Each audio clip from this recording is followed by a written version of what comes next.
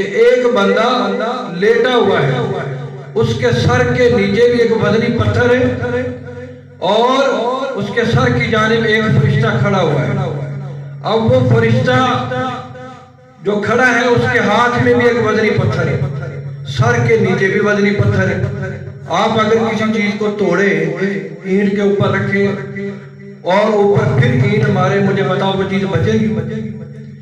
کیا حشر ہو جائے گا اس کا؟ ایک وزنی پتھر ہے، اس کے اوپر اس شخص کا سر رکھا ہوا ہے اور فرشتہ اتنا ہی وزنی پتھر اس کے سر پر مارتا ہے، وہ سر بالکل ختم ہو جاتا ہے، وہ پتھر اڑ کر دور جاتا ہے، جیسے وہ اٹھا کر دوبارہ لے کر آتا ہے وہ سر دوبارہ ٹھیک ہو جاتا ہے، وہ پھر اسی طرح مارتا ہے، یہ سلسلہ جاری ہے۔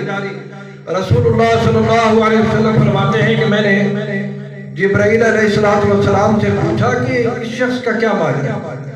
فرمایا کہ اللہ کے رسول صلی اللہ علیہ وسلم، ایک تو یہ ہے کہ اس بندے نے قرآن کو یاد کر کے بھلا دیا، دوسرا یہ ہے کہ فرض نماز کے اذان ہوتی اور یہ سویا رہتا، اس کا سر بھاری ہو جاتا نماز کے ٹائم۔ یہ دو چیزوں کی وجہ سے